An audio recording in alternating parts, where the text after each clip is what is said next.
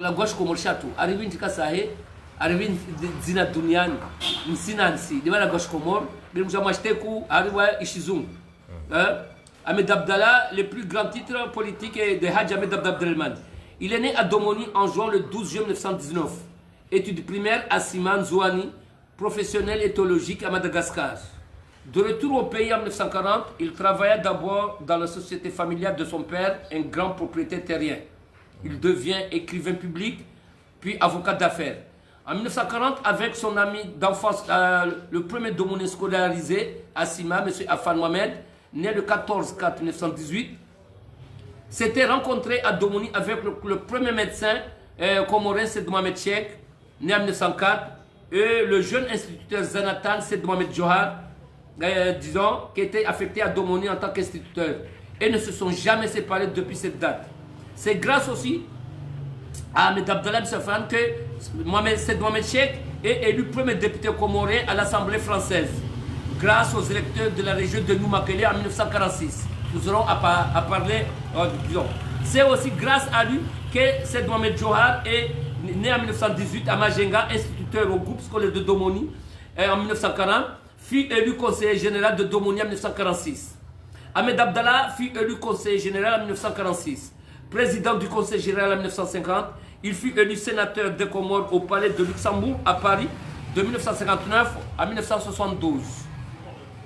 L'un des membres fondateurs du Parti Vert, président du Parti Vert après le décès de son ami Sed Mohamed Cheikh, le 16 avril 1970.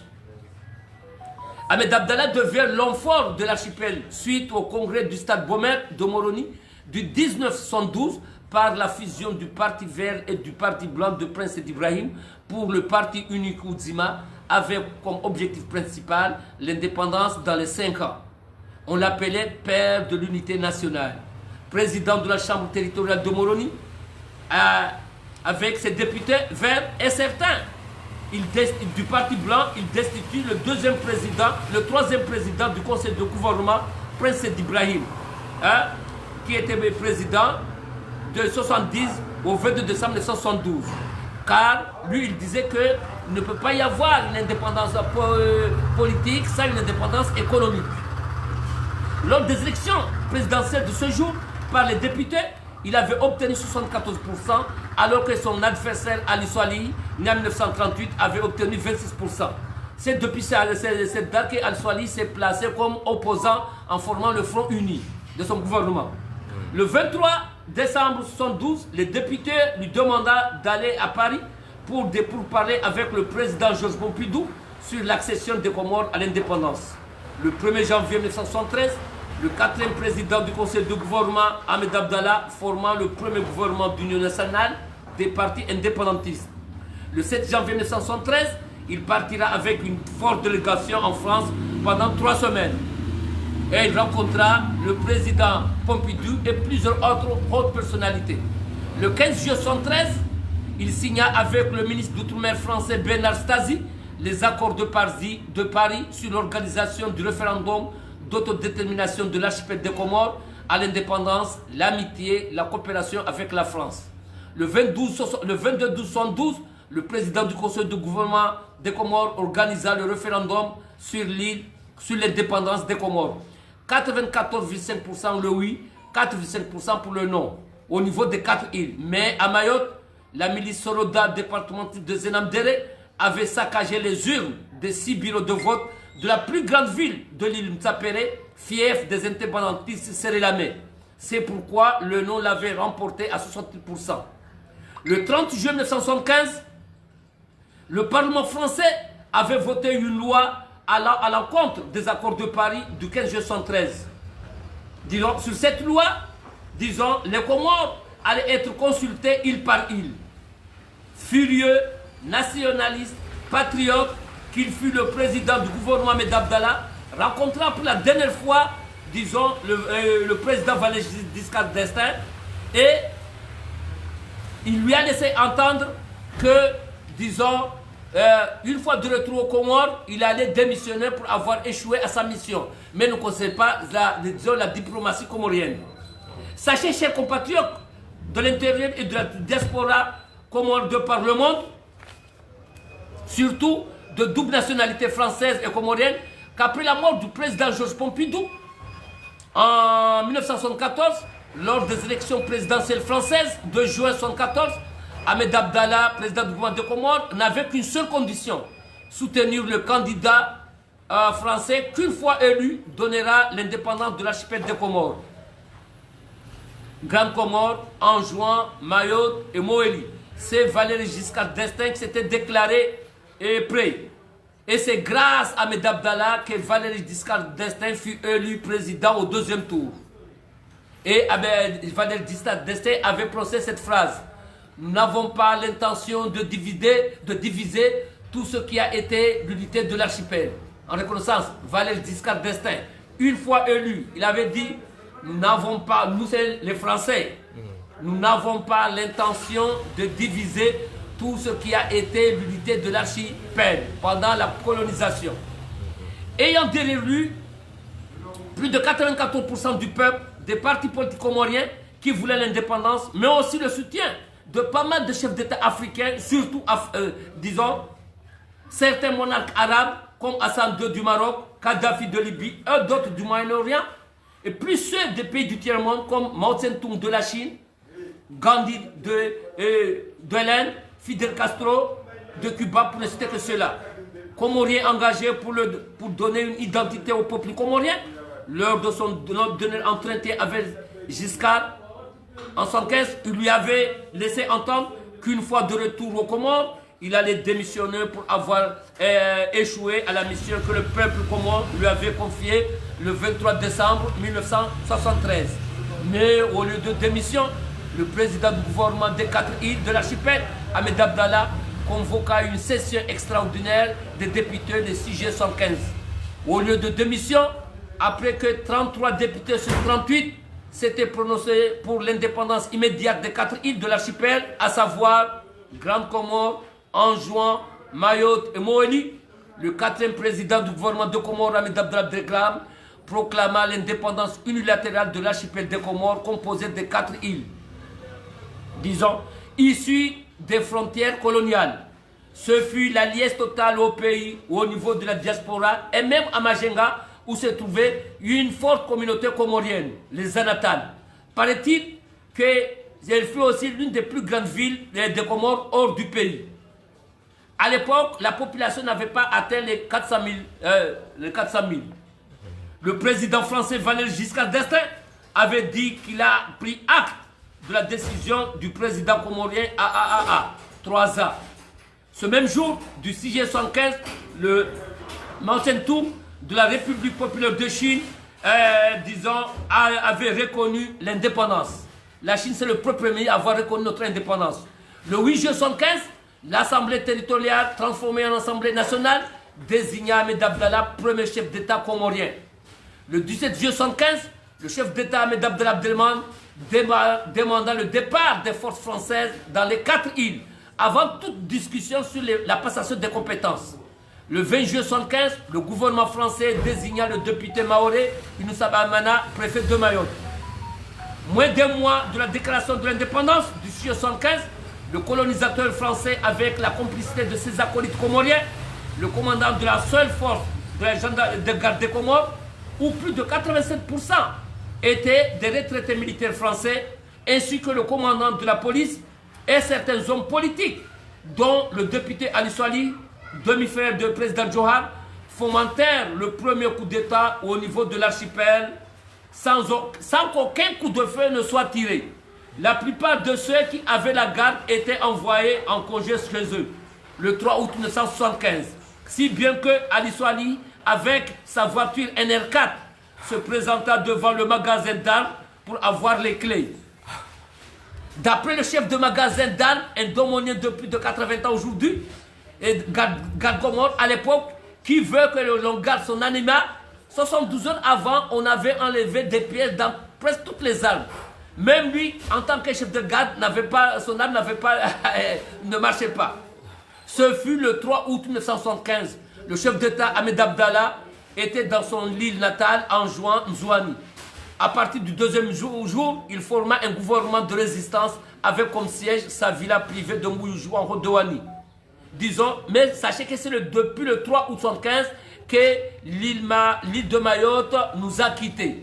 Hein? D'où les diverses conséquences qui se passent à Mayotte et dans les 3 îles jusqu'au jour du.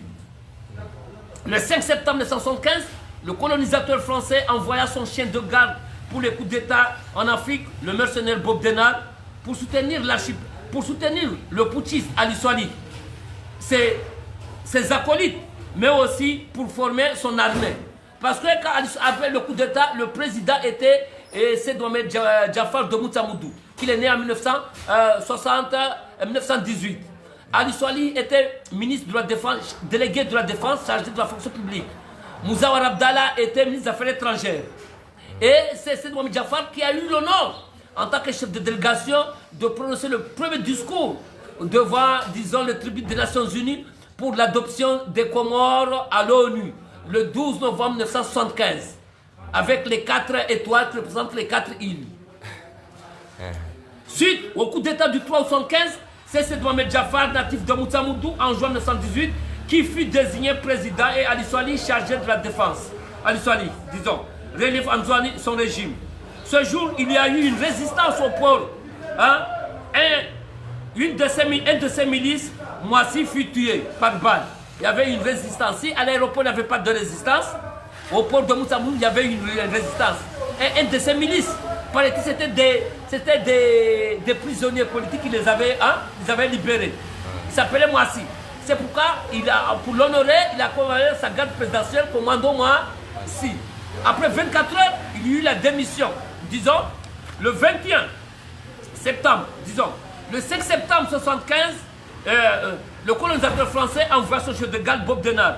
Le 20 septembre 1975, Ali Soali et Bob Denard débarquent à Anjouan pour avoir la démission officielle du chef de l'État, Ahmed Abdallah Abdelrahman, hein, et relier Nzouani de son régime.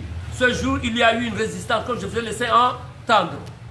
Après 24 heures, il a eu la démission du chef de l'État dans sa villa privée, Jomani, au-dessus de la rivière, en président des 2 délégations, hein, qui lui avait promis son départ. Mais par ici, dès qu'il s'est présenté, j'ai dit, pardon, Monsieur le Président, vous m'excusez, je n'avais pas le choix. C'est la phrase que, disons, Ali Soali avait dit à Abdallah. Pardon, vous m'excusez, mais je n'avais pas le choix.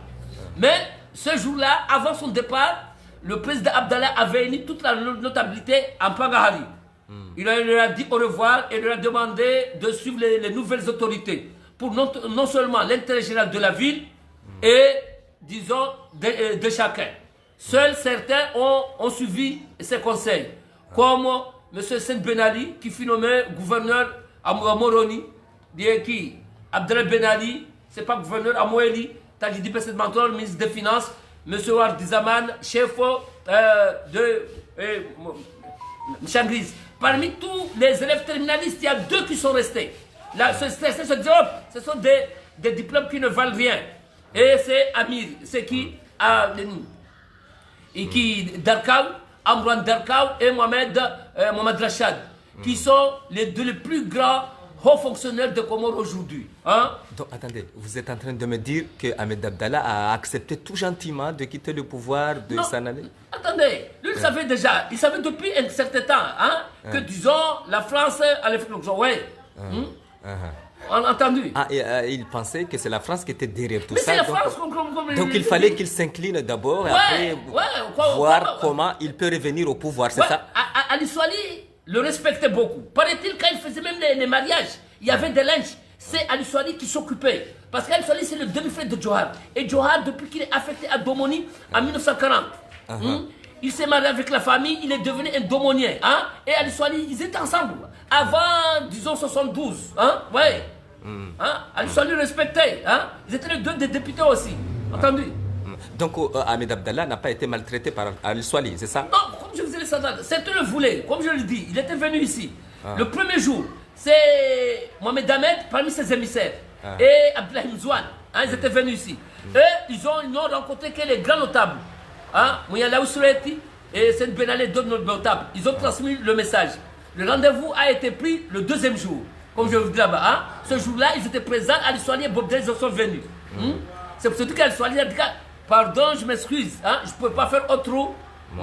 Hein? Ouais. Mais lui, il ne voulait que sa démission officielle.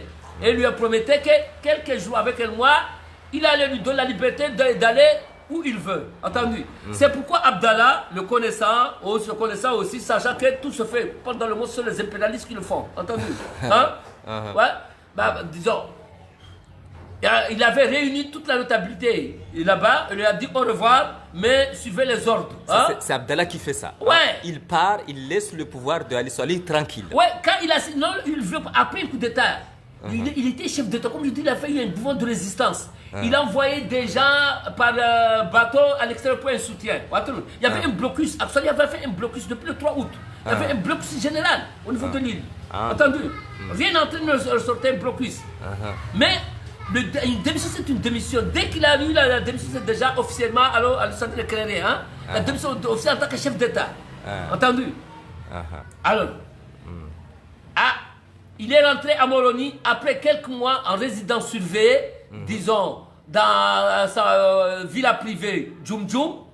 Il est parti à l'extérieur, accompagné avec l'un des fils de son ami intime d'enfance, M. Afan, M. Nounou Afan, il parlait très bien le français. Est-ce que ce n'est pas une erreur que Ali Salih a faite en laissant partir Abdallah? Ça, n'entrons pas. Seul le bon Dieu, c'est cela. On entre hein? On y va. D'accord. C'est le bon Dieu qui sait tout ce qui se passe là, 2 secondes après cet instant. On met 1 heure de temps. Hein? C'est le bon Dieu. Bon, nous, on dispose, nous, on propose les humains, c'est le Dieu qui dispose. Hein? Tout ce qui se fait dans le monde, même quelqu'un qui est le monde, je peux que c'est, disons, la famille en avait tellement besoin de lui, mais le bon Dieu a voulu que ça soit ainsi. Il ne faut que n'oublier, hein? Tout ce qui se passe dans ce monde, c'est le bon Dieu qui a voulu. Entendu? On y reviendra tout à l'heure. Oui. Alors, continue. Vous aurez à poser des questions à M. Nounou Afan, qui avait accompagné Abdallah. Hein, parce que paraît-il, il devait partir dans un pays anglophone. C'est pourquoi il devait accompagner. À mi-chemin, il est retourné. Et lui, en France.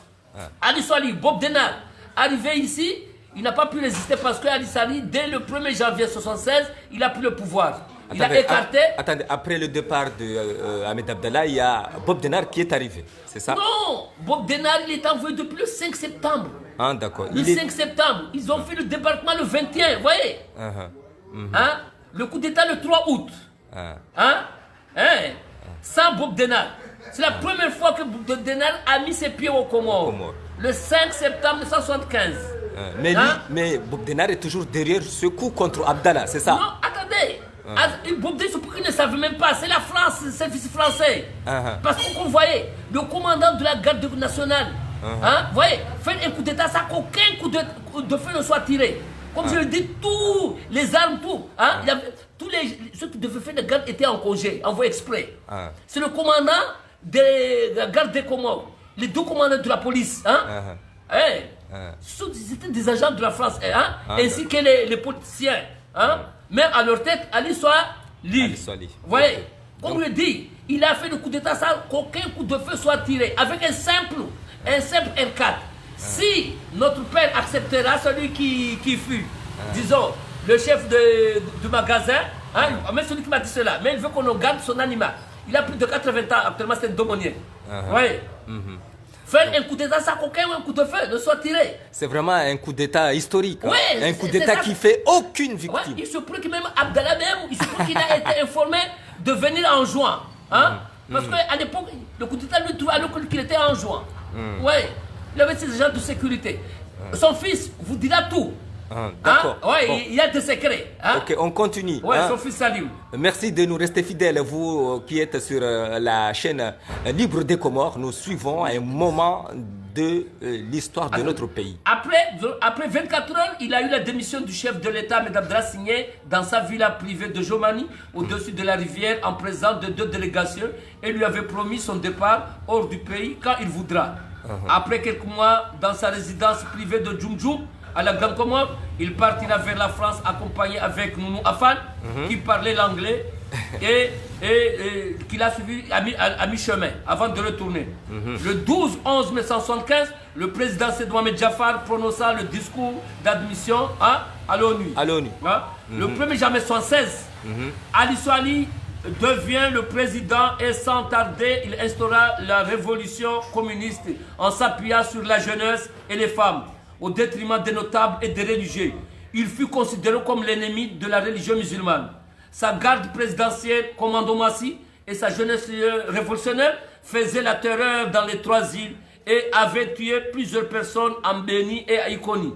En Nigeria, c'est pas à Iconi, c'est pas 9 personnes, en Béni, c'est pas 10. Ouais. Ouais. Suite au coup d'État du 3 août 1975, la France a eu ce qu'elle voulait depuis 1958. Qu'est-ce qu'elle voulait? Qu'est-ce qu'elle voulait, la France? Disons, séparer Mayotte des 3 autres îles. Ah, d'accord. C'est pourquoi Abdallah a dit que vous n'avez jamais vu un bœuf sans 4 pattes. Ouais. L'île de Mayotte a pris le large, détaché des 3 îles, grâce à son occupation illégale ou les diverses conséquences au sein de l'archipel jusqu'à maintenant. Mais comme je le dis, en 78, en 58, il y a Georges Naouda de Mayotte qui a commandé la départementalisation. Ils sont prêts qu'il a fait exprès le transfert aussi, il a appuyé de la capitale de Dzaoudi Mayotte vers Moroni, le mécontentement des Maorés. En 73, Attendez, c'est avec Ali Swalihi qu'on a fait partir la capitale de... Mohamed Cheikh, le premier président du conseil de gouvernement, c'est Mohamed Cheikh. Il est président en 1963. C'est le transfert, disons, de la capitale de Dzaoudi Mayotte vers Moroni. C'est Mohamed Cheikh qui est à l'origine et pas Ali Swalihi, c'est ça? D'accord, j'ai bien compris. C'est Mohamed Cheikh. Et c'est la France qui est derrière, comme je dis, c'est la France. Qui est derrière. Comme Pierre Mesmer avait prononcé un discours en 1971, comme quoi la France organisa un référendum détaché de Mayotte des autres îles. Je vais donner la date. Une délégation des sénateurs, des délégués étaient venus aussi en 1973 à Mayotte. Ils voulaient depuis fort longtemps. Ouais. Alors il a eu avec le coup d'État. Ok, on continue. Suite au coup d'État du 375, la France a eu ce qu'elle voulait depuis 1958. L'île de Mayotte a pris le large, détaché des 3 autres îles grâce à son occupation illégale pour les divers déconcentres de l'archipel jusqu'à maintenant. Et disons ce qui se passe à Mayotte et ici, ce sont les conséquences jusqu'à maintenant. C'est pendant la révolution swalihiste que fuyaient les gens en prenant le risque de faire la traversée vers Mayotte par des simples pirogues en bois. Les gens qui fuient la révolution. Ce qui fait actuellement, mais quand Mitterrand est au pouvoir, c'est là avec l'instauration du visa. Ce qui est devenu la traversée l'une des plus grands cimetières du monde. Donc ça n'a pas commencé avec nous la traversée vers Mayotte. C'est même depuis l'époque d'Ali Swalihi, c'est ça? Ça a commencé à l'époque d'Ali Swalihi. Mais Ali Swalihi, il y a aussi un détournement d'avion aussi. 3 Comoriens avaient pris... On parlait de toujours, on parlait d'Ali Swalihi, de ses bienfaits. Parce que dans chaque régime, je veux parler des bienfaits de ce régime du président. C'est Mohamed Cheikh, Johari, président Ibrahim, Ali Swalihi, Azali, Sambi, et c'est des sortes. Donc on continue, on fuit la révolution d'Ali Swalihi, on continue. C'est pendant la révolution swalihiste que fuyaient les gens en prenant le risque de faire la traversée vers Mayotte par des simples pirogues en bois. Même déchu, exilé en France, le père de l'indépendance, Ahmed Abdallah Abdelrahman, écrira une lettre de mécontentement au président français Valéry Giscard d'Estaing. J'ai laissé la lettre et la date en 1976, alors qu'il était exilé en France.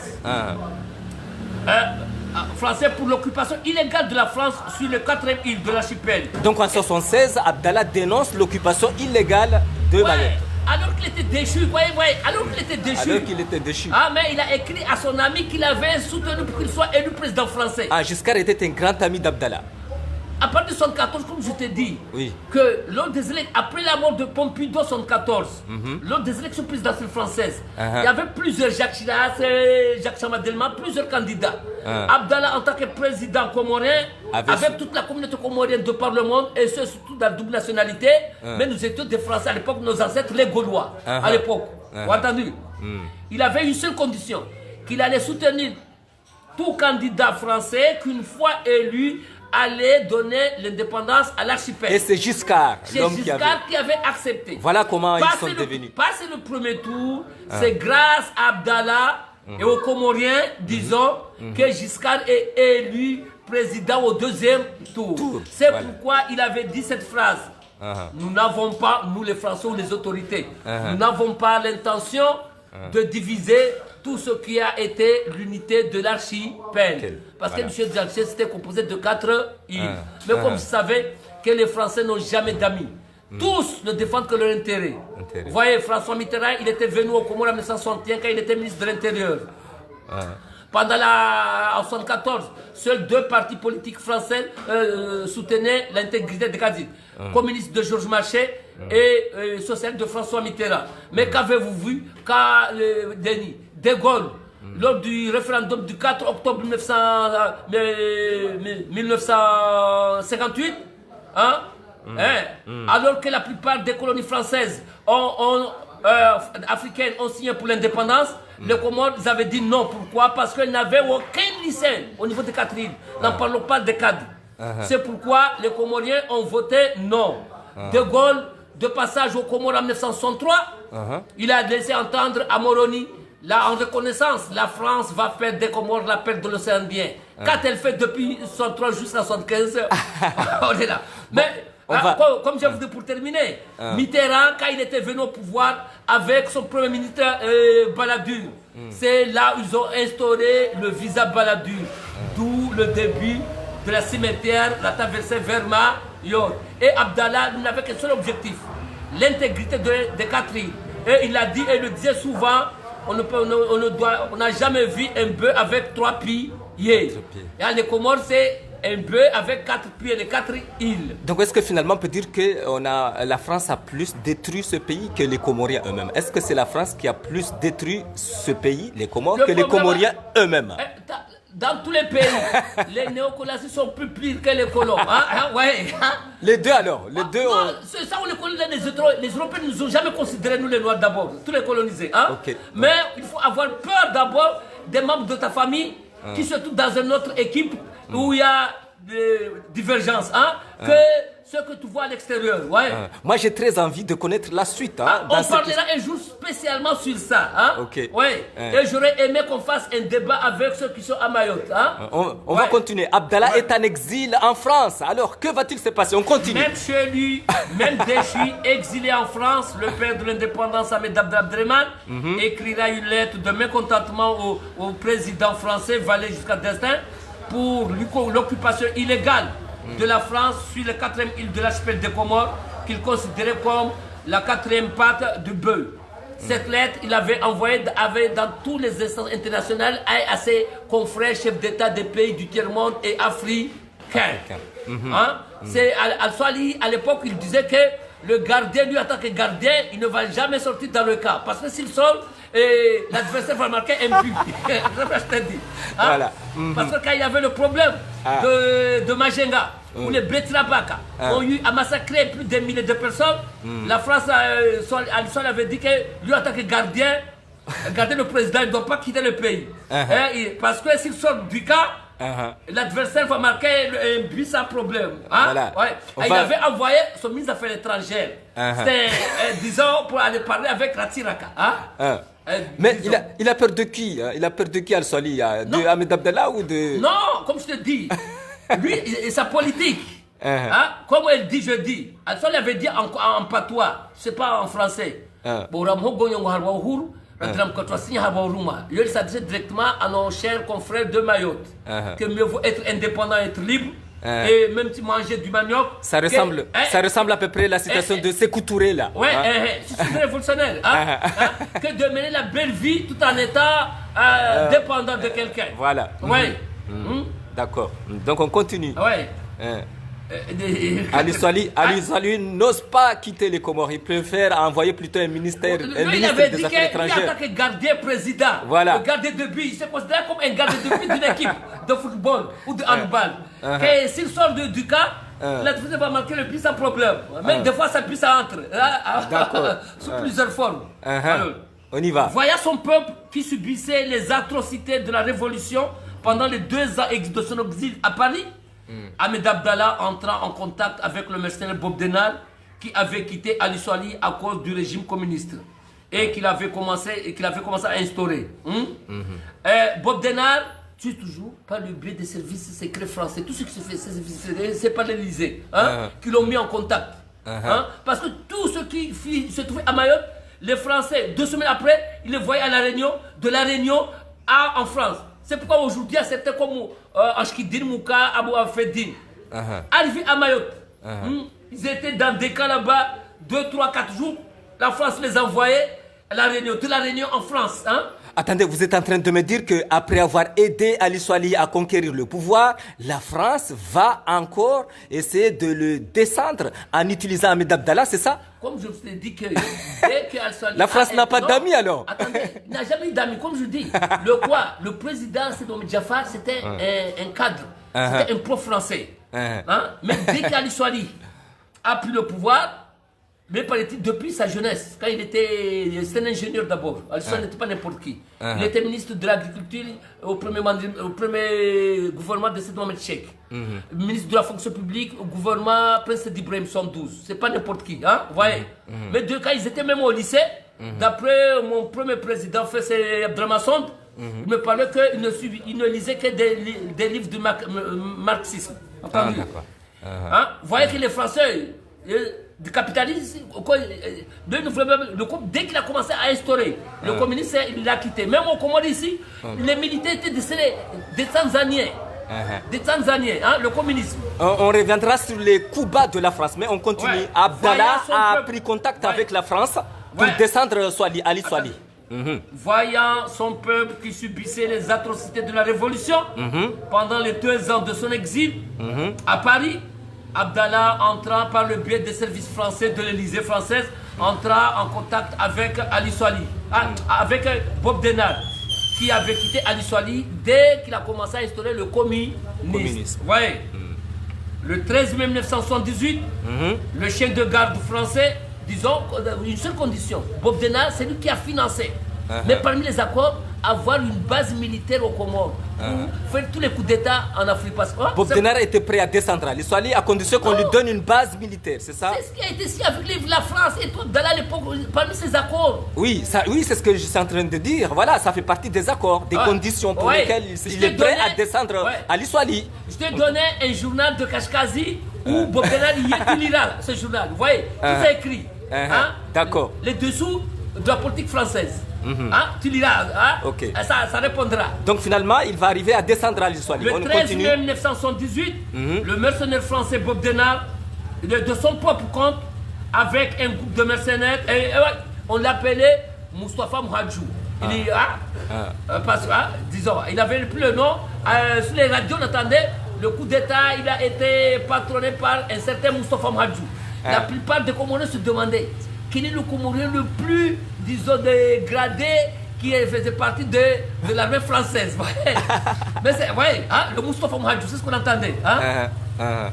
Le 13 mai 1978, le mercenaire français Bob Denard, de son propre compte, avec un groupe de mercenaires, dont Max Vieillard, qui est tué. Qui sera assassiné ici à Domoni. Qui sera assassiné ici à Domoni. En 1991. Voilà. Renversa Ali Soali et met fin à 2 années et demie de révolution. Il portait le nom comorien de Moustapha Mouhadjou. En contrepartie, avoir la possibilité d'un camp de ces mercenaires aux Comores. Parce qu'à l'époque, c'était les coups d'État en Afrique, dans tout l'océan Indien. Comme l'avait dit, c'est lui qui son coup d'État avait échoué en 1977 au Togo. Il a voulu renverser au Togo. Donc Ali Soali renverse le président Abdallah renverse plutôt le président Ali Soali. On y va. Mais ici, 15 jours après, Ali Soali a été tué par une balle au dos, soi-disant tentative de fuite en prison. Le coup d'État a été fait le 13 mai 1978. 15 jours après, le 28 mai 1978, Ali Soali emprisonné, soi-disant qu'il fuyait, il a été tué par le dos d'une balle. Aïe aïe aïe, Ali Soali, le pauvre Ali Soali, le pauvre, il n'a pas eu la chance de Abdallah qui a quitté doucement, lentement le pays. Tranquillement. Et puis finalement dans ce pays, on ne sait pas pourquoi, même après la mort de quelqu'un, des gens dansaient dans toutes la plus des localités, vous voyez. Ah bon? Ça veut dire que les gens, surtout les vieux, les religieux, vous voyez, que Al-Soali se basait sur les enfants, sur les jeunes et les femmes, au détriment des notables et des religieux. Il y avait même des justice populaire à l'époque, la révolution. C'est étrange parce qu'il y a des gens aujourd'hui qui vénèrent, qui adorent Ali Soali pour ce qu'il a fait. Moi, je vois même aujourd'hui beaucoup de collèges, beaucoup de choses ont été faites pendant son régime. Je parlerai de ça, de ces bienfaits d'Ali Soali. Contrairement à ce que Mohamed Jafar Abbas a fait sur un livre. Ce qu'Ali Soali a fait dans ce pays. Mais à l'époque, je te dis, ce qu'il a fait, chaque régime a ses bienfaits, ses points positifs. Un jour, quand je parlerai d'Ali Soali, je parle de tout ce qu'il a fait pour ce pays. C'est juste donc ces opposants qui ont fait la fête après son assassinat. Pas tous les Comoriens. Non, les gens en avaient marre de la révolution. Surtout les vieux et les religieux. Vu que la jeunesse révolutionnaire, vous voyez, il y avait des... Comment dirais-je? C'était les... Comment dirais-je? Ils s'emparaient des parcelles. Le régime communiste, vous voyez? Voilà. Ouais. Donc, il y avait le Wabepare et le Ndini Washangi de Wananch. Comme il y a une chanson de qui Joujou, Narwa Chamiri, Walomijini, il y a ma bébé, il y a les bourgeois qui maltraitent. Donc les gens étaient plus contents contre le communisme, pas contre la mort de l'assassinat de Ali Soali. C'est surtout la révolution. Camarade, si vous voulez, ici à Kirikiyama, demain, après le dimanche, je parlerai d'Ali Soali et de ses bienfaits. D'accord. On va consacrer une émission spéciale sur les bienfaits d'Ali Soali. C'est Mohamed Cheikh, Johar, Sambi, c'est Mohamed Jafar, et ainsi de suite. Je te dirai tout ce qu'Ali Soali a fait pour ce pays. D'accord. De bien. Parce que même à Domoni, paraît-il à 76, c'est grâce à lui que les Domoniens ont commencé à avoir de l'eau à gogo. D'accord. Oui. Donc on va revenir, on continue. Oui. Mais ça, je parle d'Abdallah aujourd'hui. Aujourd'hui, c'est un hommage au père de l'indépendance. On continue. Ouais, c'est ça. Parce que c'est demain qu'il a été élu premier président de la République fédérale islamique des Comores. Et moi, je suis parmi ceux qui ont pu être formés à son régime, pendant son régime. On y va. Entendu? D'accord. Certains ne sont pas reconnaissants, mais sachez que 80% des cadres supérieurs comoriens, et même ceux de Mayotte, ont été formés dans les grandes universités du monde sous son régime. Et c'est lui qui a mis les bases du développement de l'île de Noël grâce à ses relations personnelles avec Hassan II, Senghor, Bourguiba, Tchad Benjadid, Sékou Touré, Houphouët Boigny et pas mal d'autres. Donc Abdallah prend le pouvoir. Qu'est-ce qui se passe après? Ainsi que Mao comme vous voyez. Et disons, de retour au pays, du camp, disons à Bob Denard, il avait sur le contrat qu'ils avaient signé ensemble avec Abdallah et ses français, c'est lui qui a financé tout. Parce que la France ne voulait pas d'une partie et régime communiste dans l'océan Indien. Vous voyez, vous voyez, ce sont des capitalistes comme actuellement. Vous voyez. Alors, là, ça fait partie, avoir une base militaire. Et lors du régime d'Abdallah, vous voyez, au Comores, c'était la plaque tournante de toutes les armes qui passaient à l'ONU, par les services français. Lisez ce journal que je te donnais. Celui-là, il sera. Ceux qui sont, vous voyez, qui est la France, les services secrets français. Puis, tous les coups d'État, tous les armes partant vers l'Iran, tout passaient au Comores, avec pendant les mercenaires, le régime de mercenaires, qui, à un certain moment, était financé par l'Afrique du Sud. Ce qui a été, pourquoi Abdallah a été tué, on y reviendra. C'est parce que Abdallah, par la pression de Mitterrand, Abdallah allait signer que Bob Denard allait partir, devait partir. D'accord. Mais le Comores, c'était le plaque tournante de tout ce qui se passait. Transfert d'armes vers le Moyen-Orient. Et ce sont les mercenaires de Bob Denard. Les certificats français, disons, des armes qui allaient en Rwanda, Mozambique, tout. Ça venait la nuit, au Comores. C'est le régime des mercenaires. Mais à l'époque, c'est le régime parti unique en Afrique et le mercenariat en Afrique. De 118 à 80. Vous voyez? On continue avec... De retour au pays, disons, le président Abdallah, accompagné avec son ami Mohamed Ahmed Domoutsamoudou, via Nairobi par un DC-4 d'Air Comores, comme je vous ai laissé entendre, que jusqu'à les années 60, Maurice n'avait même pas d'avion. Il allait même jouer, louer l'avion DC-4 des Comores. Actuellement, ils furent accueillis comme des héros dès leur descente dans l'avion par des milliers de personnes et à l'aéroport Prince d'Ibrahim. Pendant une semaine, ce fut la fête venant, disons, dans tout le pays. Mais de retour aux Comores, il avait amené dans sa valise le projet de la constitution, disons, quoi dirais-je, d'abord, on les appelait les libérateurs du peuple comorien. Ça, c'est le truc. Pourquoi? Ouais, ça veut dire qu'ils ont libéré. Hein? Et on les appelait les libérateurs. Les libérateurs du peuple comorien après le coup d'État du 13 mai 78. Donc il avait sa constitution, Abdallah, quand il était en exil. Déjà. En venant ici, la France a tout fait là-bas. En venant ici dans sa valise, il les a amené un projet de constitution, disons, République fédérale islamique des Comores. Et c'est le 1er octobre 1978. D'abord, on les appelait les libérateurs du peuple comorien. À leur arrivée, ils étaient deux coprésidents. On les appelait deux coprésidents. Entendu? Abdallah et Mohamed Ahmed. Après quelques mois, Abdallah, disons, Mohamed Ahmed se considérait, disons, comme un conseiller, son conseiller. Hein? Et Abdallah, revenu au pouvoir, hein, disons, avec les mercenaires, disons, toujours pas les services français, ouais, parce que l'ambassade de France traitait avec les mercenaires, tout ça, la confusion. Vous avez le journal que Kamal Dissedou a posé la question. Et aussi, j'ai aussi un journal de parler un peu le livre de Pascal Perry, hein, le journaliste de RFO, qui a fait le nouveau mercenaire. Ce que la France faisait avec les services secrets au Comores. Depuis Abdel jusqu'à Johar. Le livre d'un des journalistes acharnés qui était à RFO Mayotte, Pascal Perry, les nouveaux mercenaires sur les Comores et sur Mayotte. On revient sur la suite.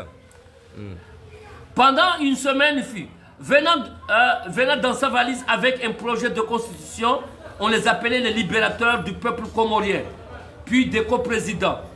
Le 1er octobre 1978, la première constitution de la République fédérale islamique des Comores fut votée à 97%. Le 23 octobre 1978, disons demain, candidat unique, parce qu'à l'époque c'était le candidat unique en Afrique, hein, le parti unique. Hein. Demain, le 23 octobre 1978, candidat unique, Ahmed Abdallah fut voté à plus de 96% comme premier chef de l'État de la République fédérale islamique des Comores pour un mandat de 6 ans. 6 ans. Vous voyez, demain. Mais ce n'est que le 24 octobre 1978, après-demain, qu'il devient le premier président de la République fédérale islamique des Comores. Et vite, il entra en contact avec ses anciens amis, chefs d'État africains et monarques arabes, pour le développement du pays dans les divers domaines. En commençant par la formation des cadres supérieurs dans les diverses universités du monde. Hein? Ainsi que de gros projets pour le développement général. Sachez, hein? Ouais. Ça, on parle d'Abdallah jusqu'à... Ouais. Parce qu'il a été réélu en septembre 84, mais ça viendra. Aujourd'hui, on termine pour, depuis qu'il est élu, premier chef d'État, hein, de la République fédérale islamique des Comores. Comme j'ai eu à écrire des lettres à ceux qui étaient à ses côtés, surtout ses ministres comme M. Omar Tam, M. Mtaramaïcha, son médecin particulier, M. Salimi Darous, M. Wiba Kabako et M. Ambassadeur Alim Lahaï, ce sont eux les mieux placés pour vous parler. Qu'est-ce que c'est le régime fédéral islamique des Comores? Et qu'est-ce qui se faisait? À Domoni, nous avons la chance, son beau-frère, l'ex-préfet Majid Chakir. Hein? Il est mieux placé de vous parler, hein? Plus. Mais l'un de ses fils, Salim Mohamed Abdallah, qui était avec lui en France depuis les années 74, il peut mieux vous parler de beaucoup de choses. Comme il a parlé que lors du coup d'État que, disons, Bedenar avait renversé Johar. C'est l'Élysée, le conseiller, hein, que pour faire le coup d'État, sans que Cheikh Abdelman soit tué, l'Élysée lui a fait une proposition, pas un autre mercenaire que Bob Denard. D'accord, j'ai une petite question là, s'il vous plaît. Alors, si je comprends bien, par rapport à ce que Abdallah a fait, on peut dire que si on regarde ce qui se passe aujourd'hui, on peut dire qu'Abdallah a quand même mieux fait par rapport à aujourd'hui, c'est ça? Tous les cadres supérieurs qui sont aujourd'hui ici, c'est grâce à Abdallah. Pourquoi il y a d'autres? Moi j'accepte, disons. Hein? Regardez, comme le président Azali l'a dit une fois, que lui, c'est grâce à la déclaration qu'Abdallah a fait le 6 juillet 1975 qu'il est président aujourd'hui. parce que son père, c'était un cultivateur. Hein? Dans certains, hein? C'est la déclaration de l'indépendance. Si nous sommes, c'est pourquoi je dis que les députés qui sont aujourd'hui, ceux qui sont passés ne l'ont pas fait. C'est parce qu'il y a 33 députés sur 38 qui, le 22 décembre 1972, ont voté Abdallah. Hein? Mais aussi le 22 juillet, le 6 juillet 1975, les 33 sur 38 s'étaient déclarés oui pour l'indépendance immédiate. Ça veut dire sans même la coopération avec la France, comme ça a été écrit. Hein? Comme la plupart des pays africains, ils ont eu leur indépendance sans passation, avec l'amitié les années 60. Oui. Mais les accords, c'est pas Abdallah furieux. Hein? Les 33 députés, ils ont voté oui. C'est après le vote que le président Abdallah s'est déclaré. Hein? Déclaration unilatérale. Alors qu'on n'avait même pas atteint les 350 000 habitants. C'est pourquoi Giscard lui a dit que tu verras, hein, quelques jours après le coup d'État. Voilà, donc le temps file très vite. Hein, Sachez, peuple comorien, que le 4 octobre 1958, les Comores avaient voté non pour l'indépendance car il n'y avait même pas de lycée aux Comores. N'en parlons pas des cadres. Pendant que les colonies françaises d'Afrique s'étaient prononcées pour le oui à l'indépendance, l'amitié et la coopération avec la France. Tous les hommes politiques françaises, Hollande, comme je vous dis, Mitterrand, hein, il était venu aux Comores, Mitterrand, Général de Gaulle, Valéry Giscard d'Estaing, Chirac, Hollande, Sarkozy, Macron, sont tous pareils. Ils ne défendent que l'intérêt de leur pays. Et n'ont jamais, parce que la France, les Français en principe, la France n'a jamais eu d'amis et n'aura jamais d'amis. Ce qu'on ne voit pas dans les pays du tiers-monde. Hein? Quand on est dans l'opposition, on met en compte tout ce qui se fait, même de bien pour le pays. Mais nous les Comoriens, contrairement à certains pays qui montrent le mécontentement, on arrive à faire la différence entre le français et le français. Ça veut dire quoi? Le français en tant qu'homme politique français et le français en tant que langue française. Sans ça, vous voyez, dans certains pays, ils ne parlent même pas le français. Hein?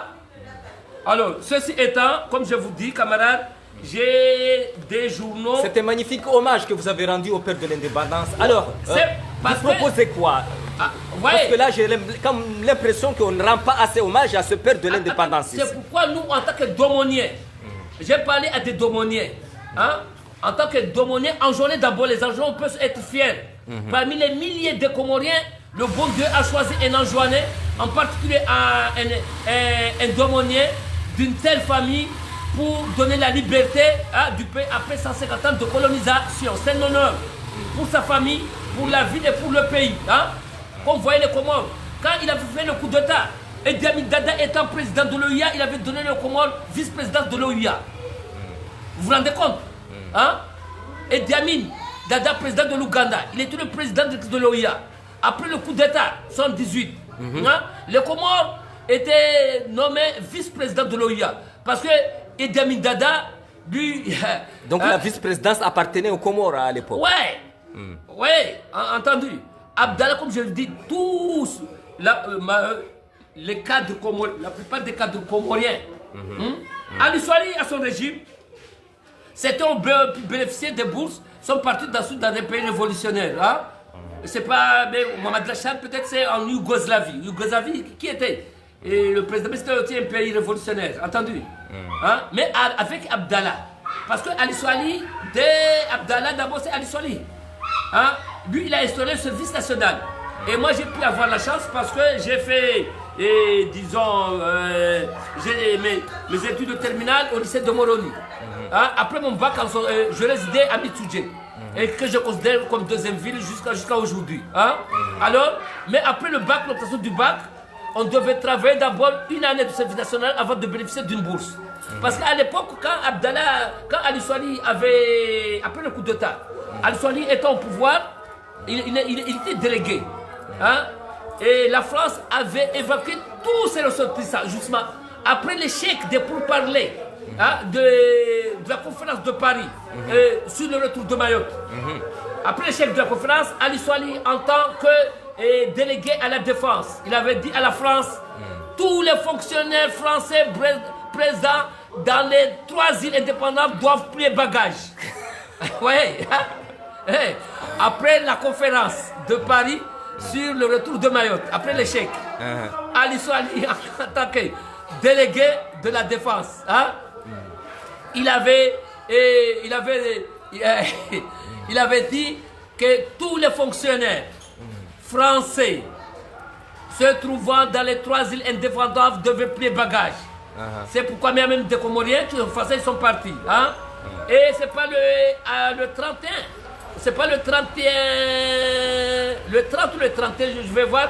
Le président, Seydou Ahmed Jaffar, avait demandé aux fonctionnaires français de rester aux Comores, de servir l'administration en attendant le transfert de pouvoir. Malheureusement, quelques jours après, la France a rapatrié tous ses ressortissants et ses néocolonialistes vers Mayotte avant qu'ils partent chez eux à Métropole. Entendu?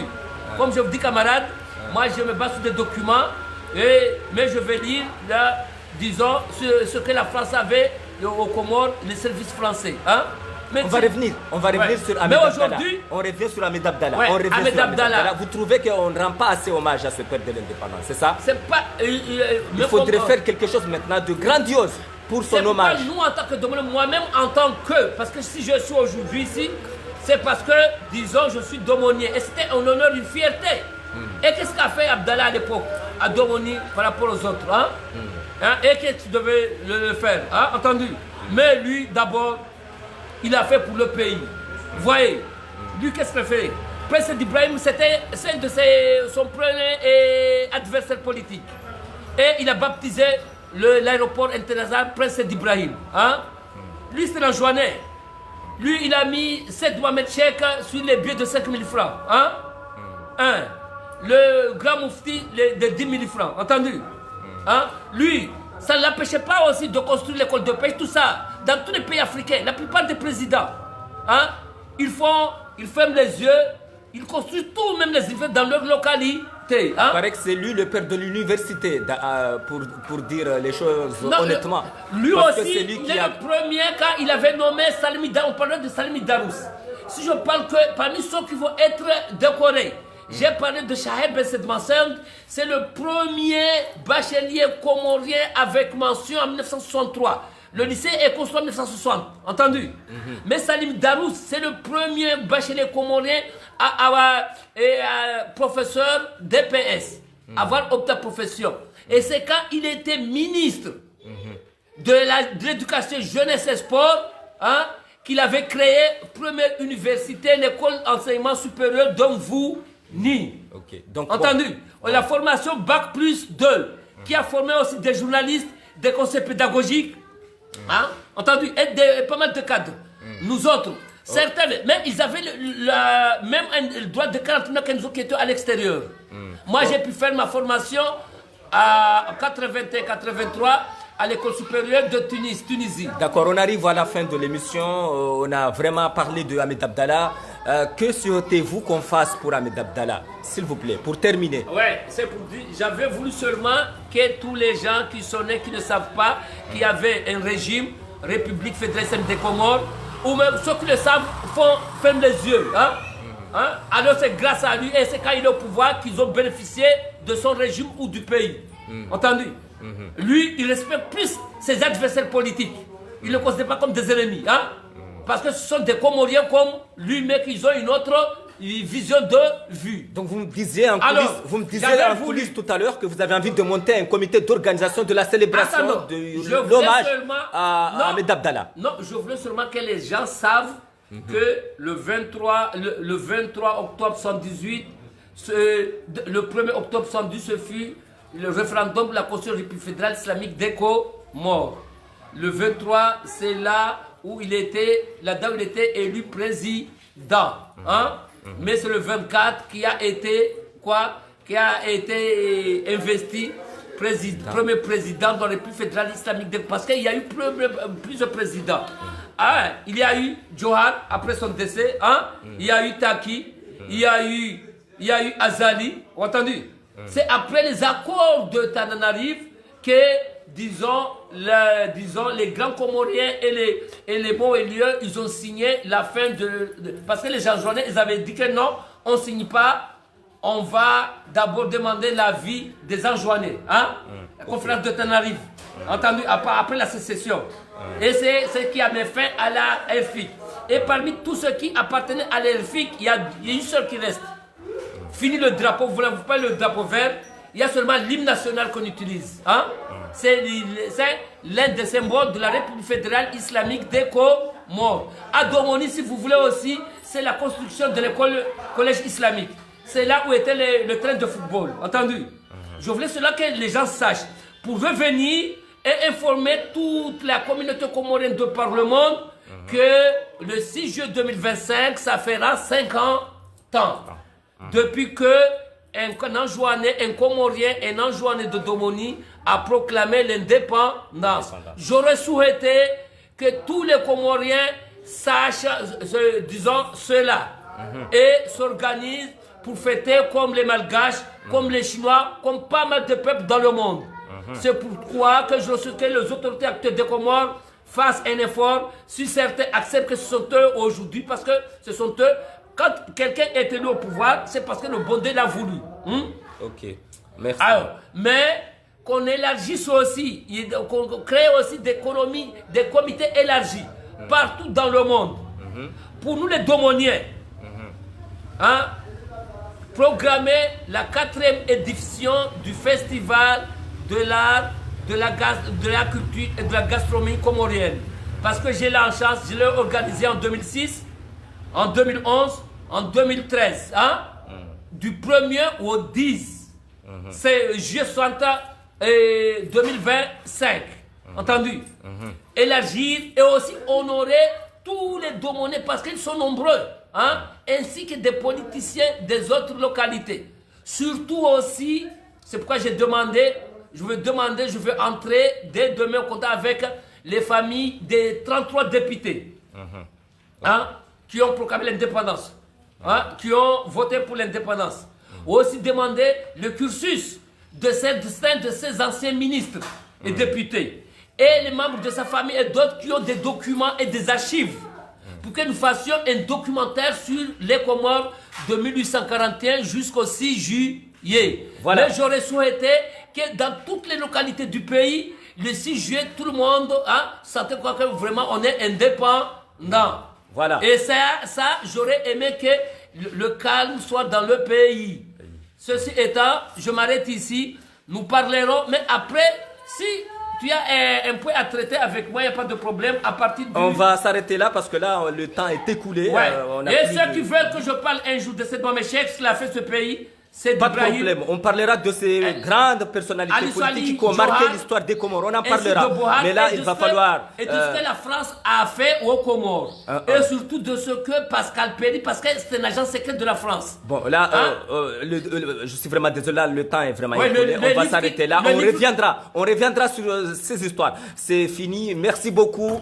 C'était l'histoire des Comores. On a vu les dates clés avec M. Omrou Ali Moundiri. Et aujourd'hui, il nous a donné les dates clés du parcours politique de M. Ahmed Abdallah. Paix à son âme. J'espère que vous serez entendus, qu'on continuera à rendre hommage à cette grande personnalité qui a marqué l'histoire politique, économique, sociale de ce pays et que tout ira bien. La paix sera avec nous aux Comores et qu'il n'y aura plus de président. Il n'y aura plus de président qui sera assassiné. Tout ira bien. On s'entendra et on fera tout pour que le pays aille très bien. Voilà. C'est au domicile familial de M. Al-Moudir et de Benitete, les deux membres de la famille Abdallah et de sa femme. C'est ce que j'allais dire. Vous étiez, mes chers amis, avec Found Omrou Ali Moundou. Et là, on était chez lui, dans sa famille, et il nous donnera encore d'autres. Il acceptera de venir faire des émissions sur les grandes personnalités qui ont marqué la politique de notre pays. C'est pas seulement Abdallah, et il y aura évidemment des questions et des débats. Merci beaucoup de nous avoir suivis et à très vite pour suivre d'autres aventures de l'histoire des Comores dans la chaîne libre des Comores. Merci beaucoup et à très vite. Vous voyez, ce livre, c'est peut-être certains d'approuvants ne l'ont jamais eu.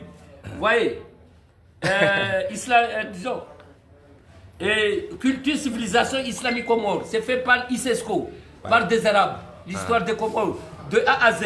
Hein? Vous verrez, voyez, je vais vous montrer Ali Swali, comme je dis, quand je le suis plus que vous. Voyez, c'est Ali Swali. Voilà, on vous parlera de Ali Swali. Ne vous inquiétez pas, il y aura une émission consacrée spécialement à Ali Swali. Vous voyez, c'est Mohamed Jafar. On va s'arrêter là, Merci beaucoup. Voyez, il faudra libérer l'antenne. Merci beaucoup. Vous voyez, voilà. Le premier président, c'est Mohamed Cheikh. C'est un livre qui est fait, traduit en français par mais en arabe. On n'a plus le temps. Merci beaucoup, à très vite. On va s'arrêter là. Merci beaucoup. On reviendra sur cette émission Histoire des Comores, date clé avec Found Omrou pour parler d'autres personnalités, comme ce fut le cas avec Ahmed Abdallah Abdelrahman aujourd'hui. À très vite.